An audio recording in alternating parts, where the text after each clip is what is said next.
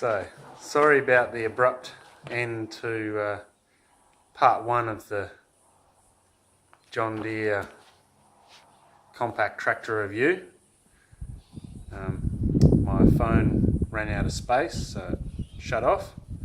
But yeah, probably best that it did, because yeah, this little episode needs two parts anyway. So I filmed part two yesterday, but I wasn't too happy with the light. So when I was looking at it last night, about to upload, I sort of had second thoughts and thought I better do another one. So yeah, I'm going to feel like I'm repeating myself a bit, but we'll press on. So where was I? I think I was making the point about how the 3036e is, focus, assembled in USA. So it doesn't say, I guess that means made in USA, but I would take that to mean that you know, the parts are made all over the world and then assembled in America, John Deere factory. So, you know, in this modern age of the global economy and everything, they make bits all over the place. But you know, I would hope that the fabrication and components of stuff are all made in America. Quality welding, quality steel, quality bits. But I do know that this machine has a Yamna turbo diesel power plant. So it's got a 3-cylinder Yamna engine, and Yamna make, well, I best know Yamna for making small articulated loaders. Like, they make heavy equipment, excavators, loaders, tractors, all that sort of stuff. But yeah, I think when I had my landscape and building supply yard, I was looking around for a new loader for the yard, and most of the ones that I was looking at were Yamna or Komatsu. I just happened to find a good second-hand Komatsu, but the next best choice I think is in the small articulated loader for sand metal yards is a Yamna. They make really good quality small heavy equipment and small diesel engines. I think that's what they specialise in. So there was no surprise to me that when I looked at these, that John Deere, rather than making their engine for these small tractors themselves, was outsourcing the engine manufacture to quality Japanese company Yamna. So I was sort of, you know, it doesn't bother me at all that you know, it's a John Deere tractor, John Deere platform with John Deere design and engineering with a quality Japanese Yamna small turbo diesel power plant. So yeah, I think it's not something to be scared of, the fact that this doesn't have a John Deere motor.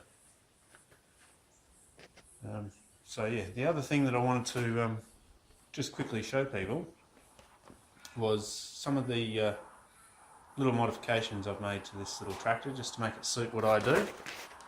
I think I've pretty well covered on the last video all my pros and cons,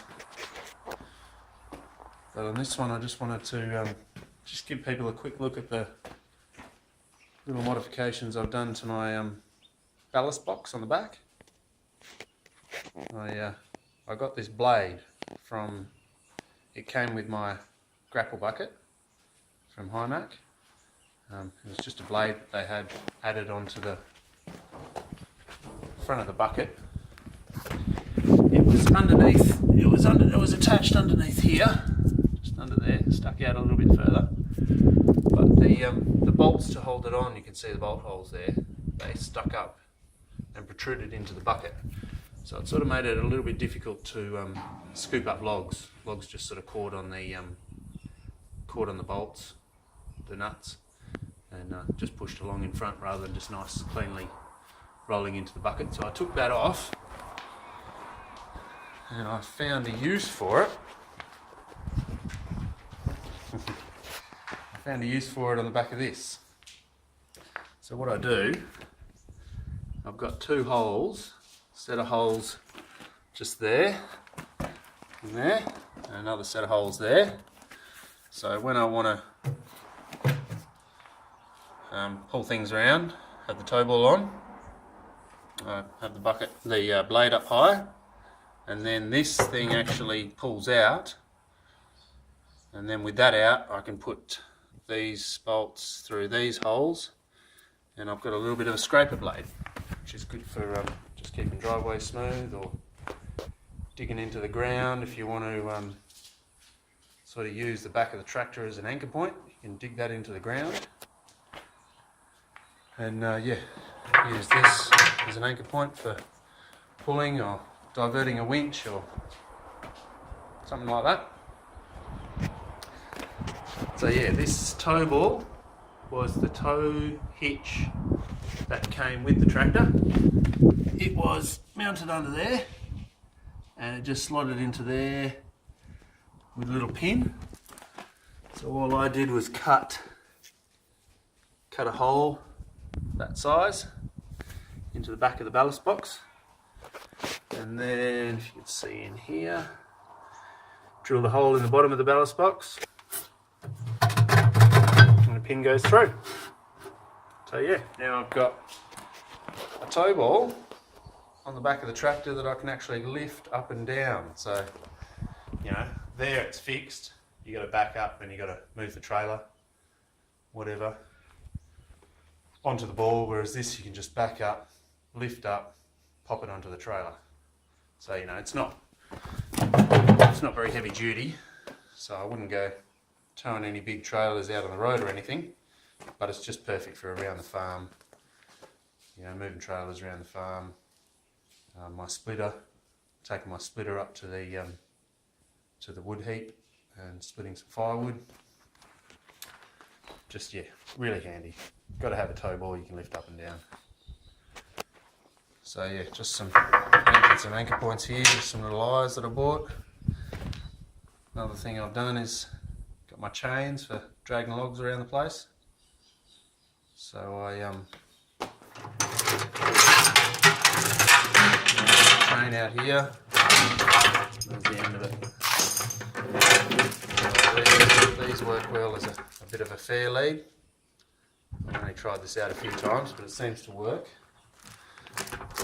So then you drag the log out here. You can just drop the chain, cut some notches. Chain drops in there. Yeah, you're not going to be pulling anything really huge because you'll probably bend something. But yeah, just perfect for what have I got out here? I've got my log dumps.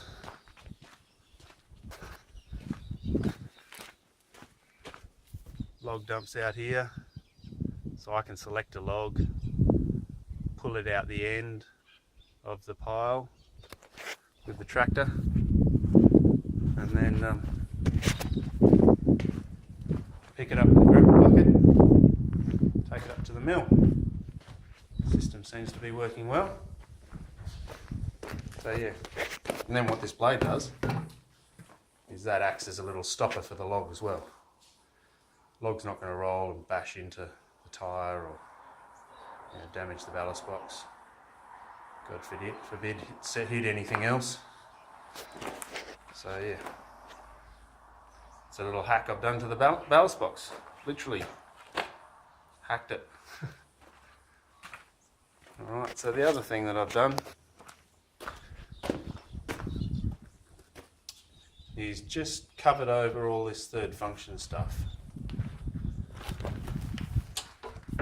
So I don't know if you can see that. I was worried about sticks coming and hitting all my hydraulic couplers and linkages and diverter valve there. So I'm mounted on the bolts that mount the, that's on the cross member. There's a bracket there. So I mounted cut some holes in that, and a couple of bolts holding this on. A bit of angle just there. It goes there. That covers the front of the diverter setup. And drilled some holes in that and put some solid rubber, which should stop any small sticks or anything from poking into that stuff. And then that allowed me to get something to mount a U-bolt onto, shackle, sorry, which stops. I was able to capture these hoses and stop them from rotating as I crowd forward and backwards.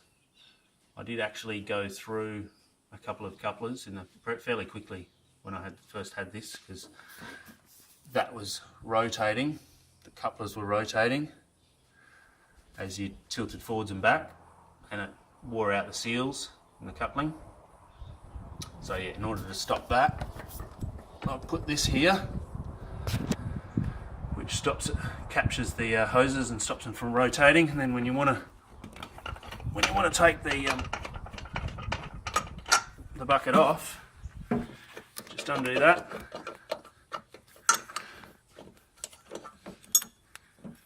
Take the shackle out.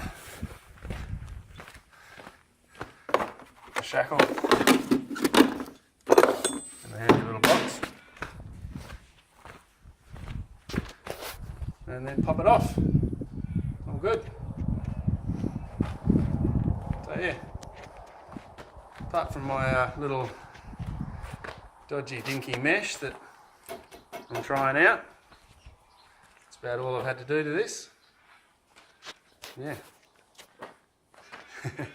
Sophie's hiding in the shed. So yeah, I'm really happy with the 3036e. I had to make a few compromises with this. So not as much lifting capacity as I would have hoped for, but yeah, for its size and its price, it's working out really well. Really good machine.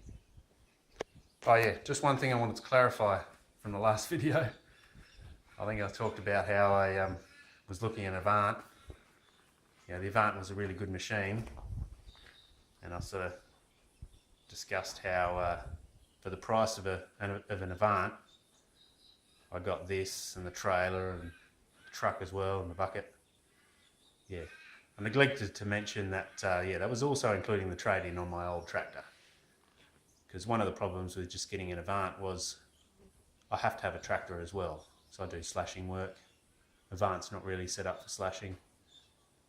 So yeah, rather than have a tractor and an Avant and have to buy a trailer, I sort of went with the multi-function option. Just traded in my old tractor and got this newer, bigger one, upgraded.